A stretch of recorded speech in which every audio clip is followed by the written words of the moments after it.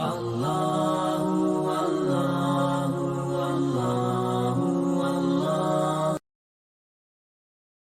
الله الحمد لله اللهم صل على محمد وعلى ال محمد وبارك وسلم.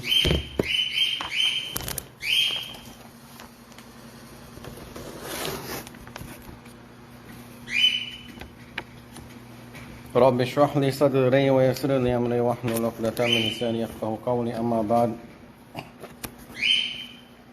So we're speaking about this chapter, Babu Tahrim Sima al-Ghiba. This is a chapter discussing the tahrim, the prohibition of listening to ghibat, backbiting. So backbiting alone is not haram. The listening of backbiting also is haram. And this is also the chapter of the Amr. Man sami'a ghibatan muharramatan bi raddiha wal inkar ala qa'iliha.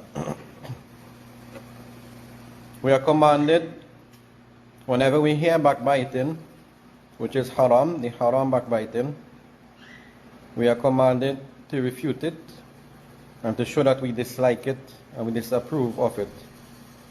And if you do not have the ability to actually do that, and if you assume that the person who's doing the backbiting is not accepting your advice, then leave the company of that person. Stay away from that person, or stay away from that specific majlis, that specific gathering, if you are capable of doing that, right? So it doesn't mean to cut all ties with the person who's doing the backbiting. It just means while the backbiting is going on, while that majlis, while that small gathering is taking place, then stay away. Leave it. Leave a gathering. Allah subhanahu wa ta'ala says in Surah Al-Qasas, verse 55, بَعْدَ أَعُوذُ بِاللَّهِ مِنَ الشَّيْطَانِ الرَّجِيمِ بسم الله الرحمن الرحيم وَإِذَا سَمِعُوا اللَّغْوَ أَعْرَضُوا عَنْهُ. The believers are such people, when they hear lagu, when they hear vain talk, a'radu anhu, they turn away from it. A'radu means they turn their backs away from it, they leave it. They turn away. Allah Ta'ala again says, Surah Al-Isra, verse 36, بعد أعوذ بالله من الشيطان الرجيم Inna sam'a wal basra wal fu'ad. Certainly the hearing of a person's sight, and a person's chest, a person's heart, kullu ulaika kana anhu mas'ula. All of it will be questionable on the day of Qiyamah. So as for the hadith now, inshallah. Wa an Abi Darda رضي عنه عن النبي صلى الله عليه وسلم قال. Abu Darda رضي عنه says that the Nabi صلى الله عليه وسلم said, من رد عن إرض أخيه رد الله عن وجهه النار يوم القيامة. Any person who refutes or any person who defends the character of his brother and of course of his sister, when backbiting is being done, when that person is being backbitten, Allah subhanahu wa ta'ala would defend, or Allah ta'ala would turn that person's face away from the fire on the day of Qiyamah.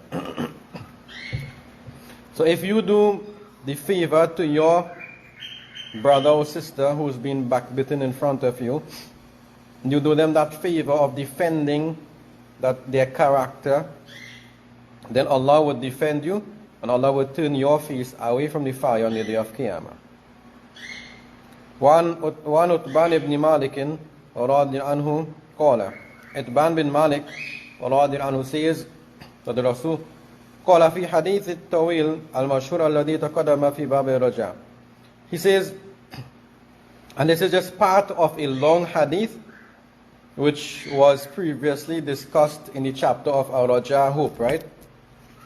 So this is a part of the hadith here. So he says that the Nabi sallallahu alaihi wasallam stood up and he was making salat. Nabi sallallahu alaihi wasallam stood up and he was making salat. Now this is part of the hadith, right? The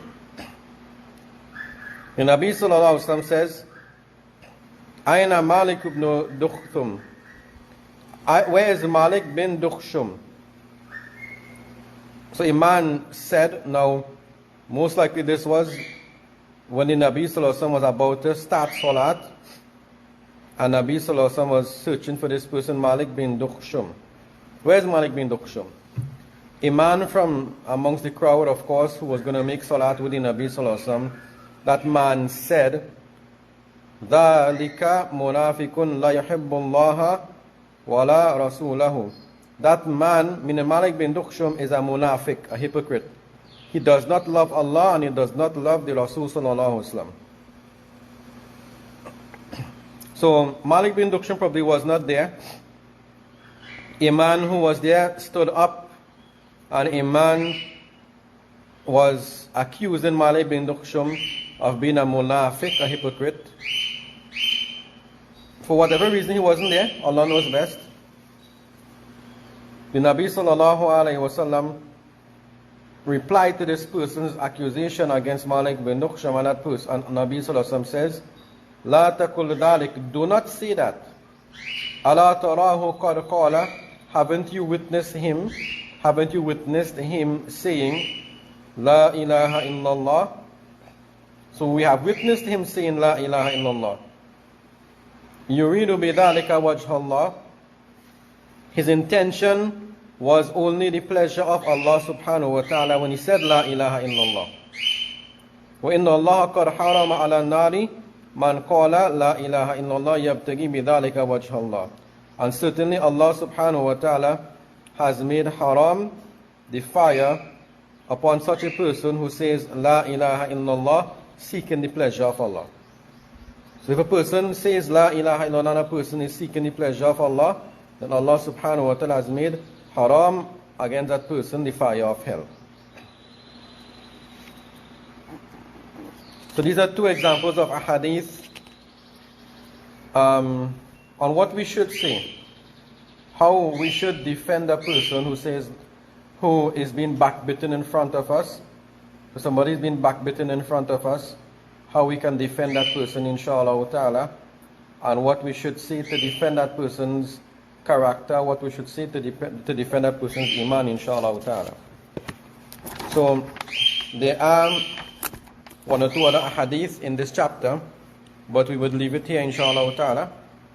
We would just suffice with these two hadith and these two examples. May Allah subhanahu wa ta'ala grant us the ability to understand what was said here, inshallah. May He grant us the ability to practice on it, inshallah. And may He also grant us the ability to take this word to those who are so unfortunate not to be here, inshallah ta'ala. Assalamu alaikum wa rahmatullahi wa barakatuh.